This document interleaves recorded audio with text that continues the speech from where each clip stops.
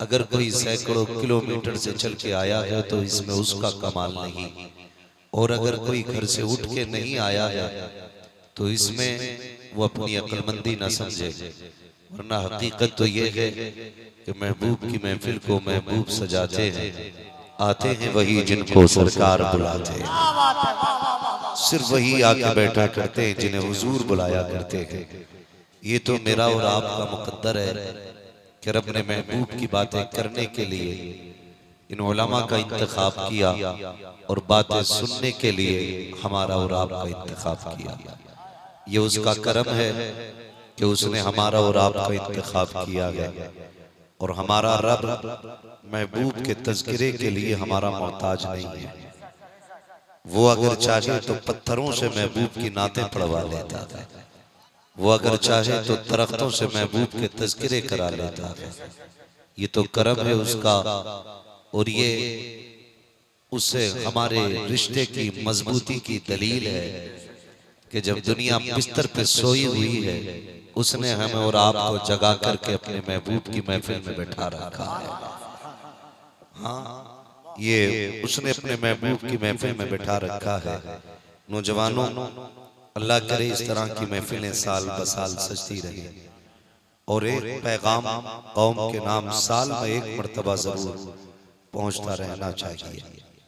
ये नूरानी महफिलें, इनके जरिए खुदा का शुक्र है कि दीन का बड़ा काम हो रहा है। इनके जरिए जिन लोगों को मदरसे में जाने का वक्त नहीं, खानकाह में बैठने का वक्त नहीं, जिनको मजदूरी से फुर्सत नहीं मिलती, साल में जब एक रात जलसा सजता है उसमें आके बैठ जाते हैं और साल भर का सबक एक रात में सीख लेते हैं। खुदा करे कि इसी तरह की दरसगाहें लगती रहें और हमारा रिश्ता मदीने वाले से मजबूत होता रहे। ये बड़ी जरूरी महफिलें हैं।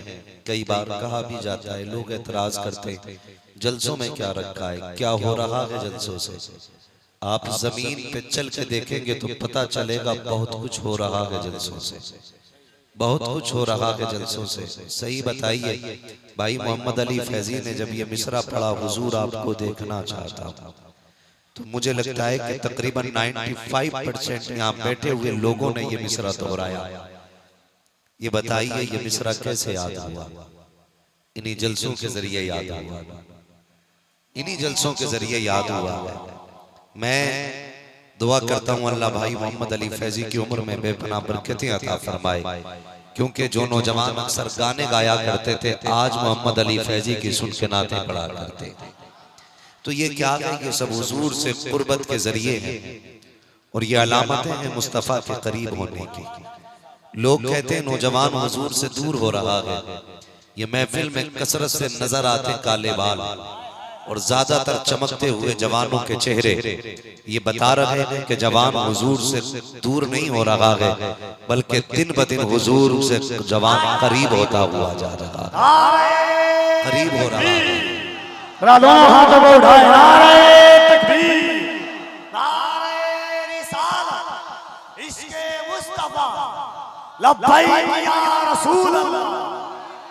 नौजवानों, जिंदगी गुजर रही है। ये एक घड़ी के अंदर 3 सुइयां होती हैं। कितनी? जोर से कितनी? सबसे छोटी सुई किस चीज की होती है? घंटे वाली। उससे बड़ी जोर से और जोर से मिनट वाली। उससे बड़ी सेकंड वाली। ये जब कभी रात में सन्नाटे में आप सो रहे हो, जब हवाओं की भी आवाज ना हो और सांसों की भी आवाज ना हो, उस वक्त में घड़ी की सुई की आवाज आती है। घड़ी की सुई की आवाज आती है, खट खट खट खट। ये वो आवाज है जो रात की तन्हाई में महसूस होती है, जिसे दिन में कान लगा करके गौर से सुना जाए तब सुनाई देगी, लेकिन तब जब बंदा बिस्तर पर तन्हा लेटा होता है और ठीक उस वक्त जब कमरा कब्र का मंजर होता है, तब ये घड़ी की सुई आवाज देती है और ये बताती है नादान, ये सेकंड की सुई आगे बढ़ जो रही है, ये तुझे बड़ा नहीं कर रही है, ये तुझे सेकंड सेकंड करके छोटा करती जा रही है। और जो ये एक राउंड पूरा ले लेगी तेरी जिंदगी का 1 मिनट कम हो जाएगा। इससे छोटी सुई जब एक राउंड पूरा ले लेगी तो उस वक्त में तेरी जिंदगी का 1 घंटा कम हो जाएगा। उससे छोटी वाली सुई जब पूरा राउंड ले लेगी तेरी जिंदगी के 12 घंटे कम हो जाएंगे। इसी तरह ये जिंदगी की हकीकत को हम सबके सामने रख के कहती है, ओ बड़ी बेफिक्री से सो रहा है, भूल गया बरेली वाले ने क्या कहा था। याद रख उनका पैगाम, उन्होंने कहा था सूना जंगल रात अंधेरी, छाई बदली काली है, सोने वालों जागते रहियो चोरों की रखवाली है। आज बड़ी बेफिक्री के साथ जिंदगी गुजरती जा रही है, हमें कोई परवाह नहीं है। आप हालात देखे हमारी कौम के, हम पे मगरिबी तहजीब ने इतना असर किया है कि 80 साल का हो गया है, केक की दुकान पे दौड़ करके जा रहा है, नए कपड़े पहने हुए है, गले में टाई भी लटकी हुई है। जनाब किधर जा रहे हो? का आज मेरा बर्थडे है, चारों बेटे आए हुए हैं, आज केक काटा जाएगा।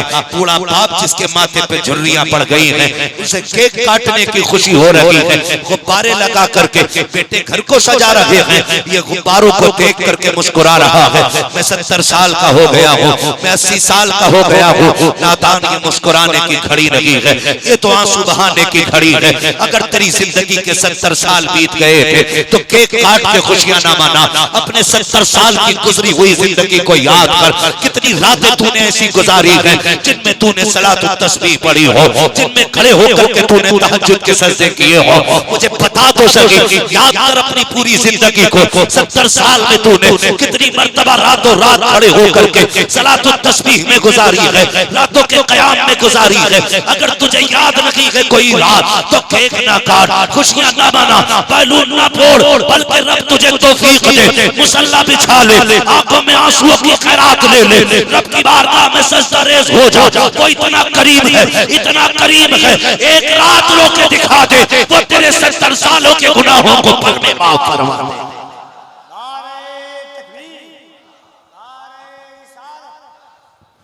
ओ भाई, हमें हो क्या गया है, किधर जा रहे हैं? किसी को मौत की फिक्र नहीं, किसी को मौत की फिक्र नहीं है, मरना है। क्या हमने उठते जनाजे नहीं देखे? क्या हमने अपने हाथों से मैयतों को गुस्ल नहीं दिया? क्या हमने उन्हें कफन से लिपटते हुए नहीं देखा? क्या हमने उनको कब्र में उतरते हुए नहीं देखा? किसी बुजुर्ग से कहा था नसीहत कर दे, उन्होंने फरमाया था जिनको उठते जनाजे नसीहत न कर सके उन्हें हम क्या नसीहत करेंगे। ओ भाई, दुनिया में सबसे बड़ी नसीहत उठते हुए जनाजे होते हैं। ये कब्रिस्तान में तादाद कसरत के साथ बनी हुई कब्रें हमें आगाह कर रही हैं। ये जो तुम किसी को लेके जाते हो कब्रिस्तान, हम ये सोचते हैं हम इसे कब्रिस्तान लेके आए हैं, लेकिन वो जनाजे में लेटा हुआ बंदा कहता है तू मुझे लेके नहीं आया, मैं तुझे यहाँ तक लेकर के आया हूँ और ये बताने के लिए आया हूँ कि आज मैं आया हूँ, कल तेरी बारी है। आज मैं यहाँ पे आया हूँ, कल तुझे आना है। मौलाए कायनात मौला अली हैं, कब्रिस्तान से गुजर रहे हैं। आज कितनी आसानी से कह देते हैं हम जन्नती हैं, अल्लाह करे हम जन्नती हो जाए, ये नीयत अच्छी है। लेकिन कभी गौर तो कर लिया करो, जिनके बारे में नबी ने कहा था अबू बकर जन्नती है, उस्मान जन्नती है, जिनको मुस्तफा मुस्तफा जाफिजा दे रहे हैं, उनकी जिंदगी का आलम ये है। उस्मान गनी कब्रिस्तान से गुजरते हैं, सारों कतार रोया करते थे। किसी ने कहा था उस्मान तुम्हें तो जन्नत की खुशखबरी मिल गई है, क्यों रोया करते हो? तो आप कहा करते थे ये कब्र आखिरत की मंजिल में सबसे पहली मंजिल है, अगर ये आसान हो जाएगी तो सारी मंजिलें आसान हो जाएंगी। मगर भला हो हमारी कौम का, करते क्या है, हम जनाजों के साथ जाते जरूर हैं, वहां भी कहकहे लगाते हैं, ठट्ठे लगाते हैं। और यार कब्रिस्तान में जाकर के अपनी मौत को याद कर लिया करो, उस बेबसी को याद किया करो। जब तुझे और मुझे कब्र में उतारा जाएगा कोई यारो मददगार नहीं होगा। आज बड़े इतरा के चलते हैं, जो होगा देखा जाएगा।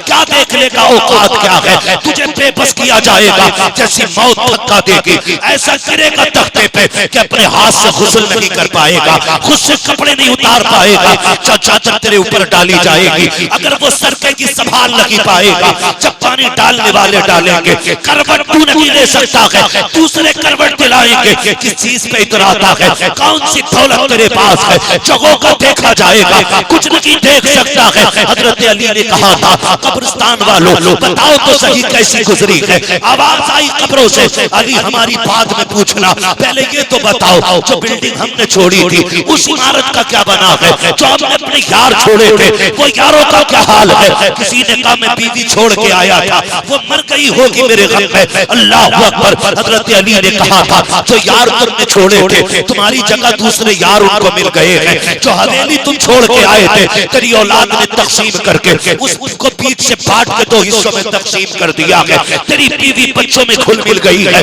अब तुझे कोई याद नहीं करता है। इतना सुना, फिर हजरत अली ने कहा था, अब तुम बताओ तुमने कब्र को कैसा पाया, काली जमाने वालों को जाके बता दो। हम ये समझते थे कि दौलत की कसरत ये कामयाबी है, इमारतों की बुलंदी कामयाबी है, गाड़ियों की ये खरीदारी ये सबसे बड़ी कामयाबी है। हमने इसको कामयाबी का मयार समझा, लेकिन जब कब्र में आए हैं और कब्र में पहला झटका दिया था तो दुनिया की सारी खुशियां भूल गए। ए अली जमाने को बता देना, तैयारियां कर ले, कब्र के अंदर दुनिया का कोई सिक्का नहीं चलता है, कोई रियाल नहीं चलता है, कोई पैसा नहीं चलता है। अगर कब्र में चलता है तो मदीने वाले की मोहब्बत का सिक्का चला करता है। भाई आज आखिरत की तैयारी करें, आज कब्र की तैयारी करें, आज कब्र की तैयारी करें। लोग कभी भी कह देते कि ये मौलवी मन घड़त बात करता है। खुदा की कसम मेरी तकरीर तबे यार को बेचैन करती है। सबब क्या है, वही कहता हूं जो दिल पर गुजरती है। भाई वो लोग मेरी बात सुने, मौत सबको आनी है, मौत सबको आनी है कि नहीं, मौत सबको आनी है। परसों की बात है, परसों की अचानक गाड़ी में एक नौजवान का फोन आया, सुने और जिंदगी की हकीकत को समझे।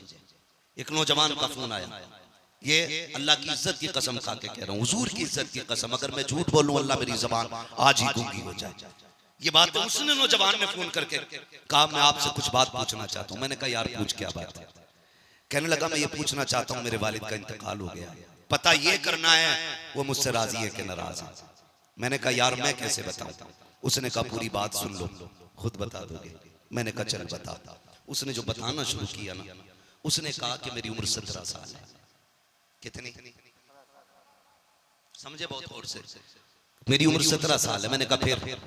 कहने लगा कि मैं अपने वालिद से बड़ा दूर रहता था, इत्तेफाक से एक दिन आपकी गुफ्तगू सुनी, उस दिन से सुनने लग गया, फिर मैं अपने वालिद से इश्क करने लग गया। उसने कहा मुझे मोहब्बत हो गई, मैं मुंबई रहता था, कहा आपकी गुफ्तगू सुनते सुनते मुझे बाप की कुर्बानियां याद आई, मैंने फोन लगाया, मेरा बाप बीमार था। मैंने पूछा अब्बा क्या हाल है। कहता कुर्बान जाऊं बाप की मोहब्बत के। वो बीमारी में भी ये कह रहे थे बेटे मैं ठीक हूं, तू बता तू कैसा है, तू बता तू कैसा है। कहा वो मुझसे कह रहे थे तू बता तू कैसा है। ये कहते कहते वो रोने लग गया, रोने लग गया। उसने कहा कि मैंने कहा बाप बताओ आप ठीक है। तो वो कहने लगे मुझसे बेटे अगर तू खुश है तो तेरा बाप भी खुश है। कहने लगे मैंने बात की, फिर मैंने अपनी माँ से बात की, फिर मैंने अपने बाप से बात की। कहते फिर मेरे बाप ने ना 2 दिन मेरी बात अब्बू से नहीं हुई। मेरे घर वाले बताते कि मेरे बाप उठे नहाए और मुझसे कहने अपने घर में कहने लगे बिस्तर तैयार कर दो, मुंबई अपने बेटे के लिए लेके जाना है। कहने लगा वो नहा रहे थे और उसी बीच में ना उनका पैर फिसला गिरे वो और इंतकाल हो गया। पूछता क्या मेरे बाप मुझसे राजी हैं।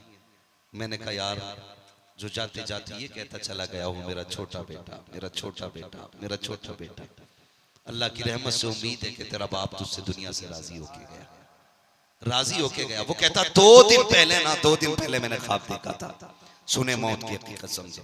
2 दिन पहले मैंने ख्वाब देखा था, मैंने ख्वाब देखा मैं घर आ रहा हूँ, लेकिन मेरे बाप मुझसे कहते हैं कहाँ जा रहा है। रास्ते में वालिद मिल गए ख्वाब में, मुझसे पूछते हैं कहाँ जा रहा है। मैंने कहा घर। उसने कहा बेटे तू घर नहीं आ पाएगा, तू घर नहीं आ पाएगा। मैंने कहा क्यों। उसने कहा बेटे मैं जा रहा हूँ घर से। उसने कहा अब्बा कहाँ जा रहे हो। उसने कहा मैंने ख्वाब में देखा कि मेरे बाप जहाँ खड़े वो उजाला ही उजाला था, बाकी चारों तरफ अंधेरा ही अंधेरा था। मुझसे उन्होंने कहा वो नजर उठा के देख सामने। कहता मैंने नजर उठाई तो सामने 2 नकाब पोश थे, मेरे पैरों के नीचे की जमीन निकल गई। मैंने अब्बा की कलाई पकड़ ली, अब्बा मुझे भी तेरे साथ जाना है। उन्होंने कहा नहीं बेटे, ये मुझे लेने आए हैं, तुझे लेने नहीं आए, तुझे लेने नहीं आए। कहा 2 दिन पहले ये ख्वाब देखा कि वो उसके साथ चले गए। और फिर कहता है कि फिर वही हुआ, मेरे बाप ने 2 दिन पहले कहा था तू नहीं आ पाएगा। उसने कहा जब मैं घर पहुंचा मेरे बाप का दफन हो चुका था, दफन हो चुका था। तुम्हें क्या लगता है कि हमें अपनों की मिट्टियां मैसर हो जाएंगी? जरूरी है जिससे जो वादे किए वो पूरे होंगे? क्या हम अपने जनाजों को कांधे दे पाएंगे? मुझे बताया जाए। हम तो गारंटी से इस दौर में ये भी नहीं कह सकते कि हमें कफन मैसर होगा कि नहीं। कब्र तो बड़ी बात है, ये नहीं कहा जा सकता कि हमें कफन भी मिलेगा कि नहीं। ऐसे ऐसे हादसे होते हैं कि पहचान तक नहीं होती है, पहचान तक नहीं होती है। और यार रिश्ता उसूल से मजबूत करो। क्यों नहीं सजा लेते चेहरों पे दाढ़ी?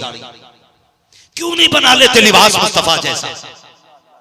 कई बार ऐसा होता जेब में आईडी नहीं होती है, हादसा हो जाता है, इंसान रोड से चिपक जाता है, कोई पहचान नहीं होती है, फिर उठा के लावारिस समझ के उसको किसी लावारिस खैमे में डाल दिया जाता है। जिनको दफन होना था उन्हें शमशान पहुंचा दिया जाता है, जिन्हें शमशान जाना था उन्हें कब्रिस्तान पहुंचा दिया जाता है।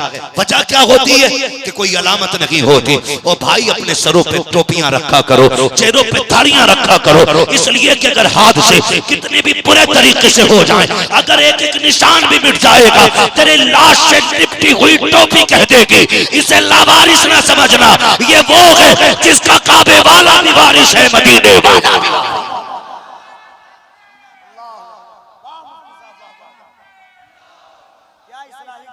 भाई अपने चेहरों पे सुन्नत सजाओ, अपने चेहरों पे सुन्नत सजाओ, सर पे दाढ़ियां रखो, सर पे दाढ़ियां रखो। ओ भाई रिश्तों से वफा करो, रिश्तों से वफा करो। ये जो आग लगी है ना हसद की आग, अल्लाह माफ करे, बाप बेटे से सीधे मुंह बात करने तैयार नहीं, बेटा बाप से सीधे मुंह बात करने तैयार नहीं, भाई भाई के खिलाफ कागज लिए खड़ा है। मुकदमे जा करके देखो, जमीनों को लेकर के किसके मुकदमे किसके खिलाफ है? भाई के मुकदमे भाई के खिलाफ, अपनों के मुकदमे अपनों के खिलाफ। और भाई आज तक कोई कब्र में जमीन लेके नहीं गया, आज तक कोई दौलत लेके नहीं गया। अगर यकीन ना हो तो किसी के कफन में हाथ खोल के देख लेना, खाली हाथ बंदा आता है, खाली हाथ जाता है, कोई लेकर के नहीं गया और हम भी लेके नहीं जाएंगे। तो फिर किसके लिए आखिरत तबाह कर रहे हैं, किसके लिए बर्बाद कर रहे हैं अपनी आखिरत को? मुझे बताओ तो सही। अगर सगे भाई ने इतनी जमीन पे कब्जा कर लिया है, सगे भाई ने, तो तुझे क्या पड़ी? तूने उठा के उसके सर पे डंडा मार दिया, सर फटा, उसने मुकदमा कर दिया, अपने ही अपनों के खून के प्यासे हो गए। ये जिंदगी हमारी, अल्लाह माफ करे। ओ भाई आज अखलाक की इतनी कमी है कि हमारे किरदार इतने कड़वे हो गए हैं कि लोग हमें देख करके इस्लाम की मुखालफत करते हैं। हमारे रवैये देख के लोग कहते इन्हें मुसलमान कहते, ऐसे मुसलमान होते। फटा नोट मुट्ठी बंद करके चला के कलमा पढ़ने के बावजूद कहता देखा मेरी समझदारी, फटा नोट चला के आ गया। ओ भाई जब तूने मुट्ठी बंद करके फटा नोट दिया था, दुकानदार ने नहीं देखा लेकिन खुदा देख रहा था। क्यों भूल गए ये बात कि खुदा देख रहा था? वो तुमसे हिसाब लेगा इसका, और जब वो हिसाब की तराजू कायम करेगा कोई माई का लाल बचाने वाला नसीब नहीं होगा। जानते हो आज जो ताकतवर होता है कमजोर को मारता भी है, रोने नहीं देता है। कहावत है जबर मारे रोने भी ना दे। ओ भाई ये कब तक चलेगी? जब तक मौत नहीं आ रही है। जिस दिन मौत आ गई सारी ताकत धरी की धरी रह जाएगी। जब मैदान कयामत में इंसाफ का तराजू कायम किया जाएगा। चिड़िया जानते हो कितनी तेज बोलती है, अगर वो पूरी ताकत से बोले तो 4 लोगों को आवाज नहीं आती है, लेकिन अगर किसी ने किसी चिड़िया को तकलीफ पहुंचाई है मैदान कयामत में उसकी आवाज इतनी बुलंद कर दी जाएगी, इतनी बुलंद कर दी जाएगी कि जब वो रब से अपना दर्द बयान करेगी उसकी आवाज सुनने के बाद अहले महशर जिन्होंने परिंदों पे जुल्म किया होगा अपने कानों में उंगलियां डाल लेंगे, लेकिन फिर भी वो आवाज उनके कानों के पर्दों से टकराएगी। और क्यों आवाज तेज ना हो, उस दिन तकदीर का ऐलान होगा। आज फैसले का दिन है, आज इंसाफ का दिन है, आज हक का दिन है। जिसने रत्ती भर तकलीफ दी है उससे बदला लिया जाएगा। जिसने किसी को सताया है उसको बदला देना पड़ेगा। आज मैं आपसे कहना चाहता हूँ, किसी पे उतना सितम करना जितना बर्दाश्त कर सकते हो, उतना सताना जितनी सजा बर्दाश्त कर लो। और तुम्हें खुदा का वास्ता रत्ती रत्ती भर के लिए किसी को जलील ना किया करो, किसी को सताया ना करो। खुदा तौफीक दे तो किसी को जलील ना कर। अगर दे सकता है इज्जत दे दे। अगर तेरी इज्जत से कोई मुस्कुरा देगा, खुदा की कसम मदीने वाला भी तेरे साथ मुस्कुराने लग जाए। लेकिन फिक्र नहीं, कोई परवाह नहीं। हम तो कहते हैं जी कौन है हमारे सामने टिकने वाला, 2 मिनट में यूं उड़ा देंगे, 2 मिनट में यूं उड़ा देंगे। ओ भाई, कोई औकात किसी की नहीं है, किसी की कोई औकात नहीं है। जो कुछ भी है ना बंदा रब की तौफीक से, रब की तौफीक से। अगर वो गले पकड़ ले तो फिर हिम्मत नहीं है कोई 2 जुमले बोल दे, एक हर्फ हलक से नहीं निकलता। और जब वो खाने बंद करता है ना, आगे के रखे हुए बंद कर देता है, सामने के रखे हुए। अक्सर क्या होता, कई बार लोग अपनी पसंद का सामान लाते, लेकिन बना खाने के लिए बैठे, पेट में दर्द उठा, डॉक्टर के पास गए, दर्द हुआ, उसने कहा कि आप गोश्त नहीं खा सकते, अंडा मछली नहीं खा सकते, कुछ भी नहीं खा सकते। दस्तरखान पर रखा, आप हलक के अंदर नहीं उतार सकते। वो ऐसे बंद कर देता है, ऐसे बंद कर देता है। तो नीयतें खराब ना करें, नीयतें खराब ना करें। एक दूसरे के लिए दिल में जगह पैदा करें, दिल में जगह पैदा करें, दिल में जगह पैदा करें, खुलूस पैदा करें नीयत में, खुलूस। अल्लाह माफ करे, आज तो मस्जिद में भी अगर कोई बंदा 5 टाइम जा रहा है ना, तो मस्जिद में ही कहता खड़े होके, कहां भाई अब्दुल जब्बार नहीं दिख रहे, फलां साहब नहीं दिख रहे, क्या मतलब है? इसका मतलब इस्लाह करना नहीं है, इसका मतलब किसी को जलील करना है, इसका मतलब किसी को बेनमाजी साबित करना है। ओ भाई, तूने पढ़ी अपनी बचा के रख, कहीं ऐसा ना हो तेरे सजदे तेरे मुंह पे मार दिए जाए। हाँ, अगर तेरे दिल में किसी की मोहब्बत है, खुलूस है, तो फिर रात के सन्नाटे में उठ, उसके घर जा, हाथ पकड़ के कह, यार तू नहीं आया तो दिल नहीं लग रहा था, तू नहीं आया तो सब खाली खाली थी, चलना तू भी जरा साथ में बैठ के नमाज पढ़। खुदा की कसम, जब खुलूस से ये बात कहोगे ना, तो अल्लाह तुम्हारे सजदों के अंदर खुलूस की बरकत से तुम्हारे चेहरों पे नूर पैदा फरमा देगा, नूर पैदा फरमा देगा। आज खुलूस खत्म होता जा रहा है। आज बंदे इस्लाह के नाम पे फसाद की जड़ बने हुए हैं। बचे इन चीजों से, किसी को चौक में जलील न करना, किसी को नाम लेकर रुसवा न करना। मेरे हुजूर इस्लाह फरमाते थे, ऐसे इस्लाह करते थे कि इस्लाह भी हो जाती थी और पता भी नहीं होता था किसकी तरफ ये कमी रही।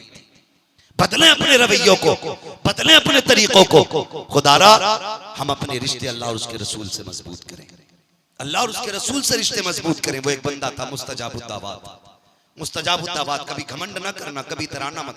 मुस्तजाबुद्दावात, जिसके हक में हाथ उठा देता अल्लाह उसकी दुआ कबूल फरमा लेता। एक दिन वो मस्जिद से निकल रहा था, किसी बंदे के जहन में बात आई, यार नेक बंदा है, इससे मुसाफा करना। जो आती आजकल हमारी कौम के नजर में, मुफ्ती साहब निकले, हजरत गुजर के जा रहे हैं, हम लोग सोचते हैं कि इतने बड़े आलिम, लाओ मुसाफा कर लें, इनको छूने की बरकत से अल्लाह हमें भी जन्नती बना देगा। ये नियतें होती है ना, तो हम बढ़ के मुसाफा कर लेते हैं, आप कर लेते हैं। इसी नियत से लोग आगे बढ़े ना, उससे मुसाफा करने लगे। जब मुसाफे के लिए हाथ बढ़ाया ना, तो एक बंदा बड़ा गुनाहगार था, मशहूर भी था, उसने हाथ पीछे कर लिया। उसने कहा, तेरे जैसे बंदे मुझसे मुसाफा करेंगे? जैसे इतना कहा ना, वो गैरत से पानी पानी हो गया। ये कह के वो बंदा तो आगे चला गया, लेकिन जो जलील हुआ था ना, वो खड़ा रहा। उसने आसमान की तरफ निगाह उठाई, कहने लगा, मालिक मैं तेरा गुनाहगार हूं, इसका गुनाहगार तो नहीं था। मालिक मैंने तेरी नाफरमानी की है, ये मुझे जलील कर रहा है। ये कहते कहते रोने लग गया। अल्लाह ने दिल बदल दिए, रुतबे भी बदल दिए। तारीख में लिखा है, जब गया था तो बादल उसके सर पे था, और जब पलट के आया तो बादल इसके सर पे आ चुका था। और भाई, रब को राजी करने की कोशिश करें, रब को राजी करने की कोशिश करें। क्या लगता है नौजवानों, क्या लगता है कि बस यही दुनिया की चमक दमक, यही चमक दमक? कहो भाई गाने ना बजा शादी में, तो कह रहा एक बार होती है मौलाना शादी, बार बार नहीं होती है, इस बार तुम्हारी नहीं सुनूंगा, बाकी पूरी जिंदगी सुनी जाएगी। ये कह के मौलवी को चुप कर देते हो। भाई अगर तुझे लगता है शादी एक बार है, तो मौत भी एक बार आनी है, मौत भी एक बार आनी है। तैयारी करो मौत की। हम गाने बजाते, अल्लाह माफ करे, इतने घिनौने आजकल गाने के सुनने वालों को गैरत आ जाती है। लेकिन यही गाने जब हमारी शादी के मौके पे हमारे घरों में चलते हैं ना, तो हमारी बहन बेटियों को गैरत नहीं आती है।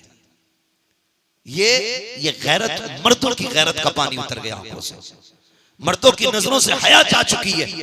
हमारी सगी बहन बेटियां गाने सुन रही हैं और हम गंदे गंदे गाने बजा रहे हैं। उसके बाद आके कहते हैं मौलवी साहब घर में बरकत नहीं हो रही है। पहले आधा किलो आटे में गुजारा हो जाता था, आज 3 किलो भी बन रहा है तो बरकत नहीं हो रही है। मुझे बता तो सही बरकत कहां से आएगी? ये जो आटा गूंद रही है, इसने रात भर खड़े होकर डीजे देखा है, पूरी रात गाने सुने हैं, बता घर में बरकत कहां से आएगी? तू ये कह रहा है आधा किलो आटे में गुजारे हो जाते थे, आज 3 किलो कम पड़ जाता है। जिसने पूरी रात गानों में गुजारी, एक सजदा रब के लिए नहीं किया, बता उसके हाथ में बरकत कहां से आएगी? तारीख उठा के देख, यूं ही कोई ताज शरिया नहीं बनता है, यूं ही कोई मुफ्ती आजम नहीं बनता है, यूं ही कोई आला हजरत नहीं बनता है। जब घर की माए बिस्मिल्लाह पढ़ के रोटी बनाती है, दुरूद पढ़ के खाना निकालती है, तो उसको खाने वाला कोई अब्दुल रज़ा बन के चमकता है, कोई मुफ्ती आजम बन के चमकता है। और ऐसे पाकीज़ा लुक़मे खाने के बाद कोई जमीन के ऊपर अपने वक्त का इमाम आला हजरत बन के चमका करता है। किसी ने कहा बेटियों से कि तेरे हाथ का खाना तब खाया जाएगा जब तू नमाज पढ़ेगी, कहा किसी ने? नहीं कहते ना, क्योंकि पलट के वो भी तो कहते कि मियां तुम भी तो नमाज पढ़ो, तुम पढ़ोगे तो रोटी मिलेगी। अगर उसने ऐसा कह दिया तो फिर जैसे तुम वैसे हम, सुभान अल्लाह। इसलिए मेरे भाई, घरों में बरकतें चाहते हो ना, तो बेटियों को कनीज़े फातिमा ज़हरा बनाओ, कनीज़े फातिमा ज़हरा बनाओ। नौजवानों बदलो अपने रवैये। एक शादी के दिन हुजूर को नाराज करते हो। अभी बात चल रही थी, कमरे में बैठे हुए थे मौलाना शाहादत साहब, सिस्टम ये है बता रहे थे कि हकीकत ये है कि निकाह में बारात में कितने लोग जाते हैं? बारात में कितने लोग जाते हैं? कितने? 200, 300, 150, मतलब कम से कम 150। कम से कम कितने? 100। ये इख्तिलाफ राय है। मिंबर से हमारे आवाज आई है कि कम से कम 100, और जाहिर है भाई मिनिमम अगर एक आलिम ने 100 कह दिया तो वही माना जाए। ठीक है जी, चलो कम से कम 100 मान लेते हैं। कितने मानेंगे सारे ना? ऐसे ही अगर हर बात मान लिया करो तो खुदा की कसम आधा फसाद तो खुद ब खुद खत्म हो जाएगा। कितने कम से कम माने? कितने माने? कम से कम 100 माने ना। अब जब निकाह होता है तो दूल्हा के पास कितने होते हैं? वो भी मजबूरी में। समझ रहे ना मेरी बात? 100 में कितने? 100 में 2 रह जाते हैं। असल क्या है? जो बोल गए अल्लाह उन्हें सलामत रखे। क्या निकाह असल है? कुछ लोग इसलिए नहीं बोल रहे कहीं बोटी असल ना हो। क्या है असल? जोर से मुझे आवाज आनी चाहिए। ये चच्चा भी बोलते हैं जिनके बाल सफेद हो गए, अल्लाह करे। कह रहे मौलाना सुनियो, मेरे बेटे को 3 पोयम आती है इंग्लिश की, तो 3 पोयम लल्ला ने सुना दी। कह रहा A for एप्पल भी आता, उसने A to Z सुना दिया। अब्बा से कहा जरा तीसरा कलमा सुनाइए,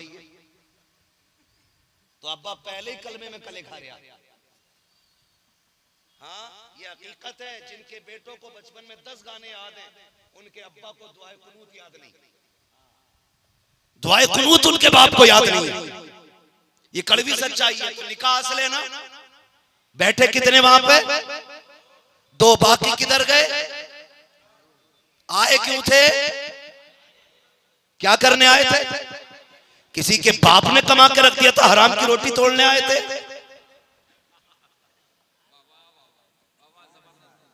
भाई समझनी चाहिए ये बात।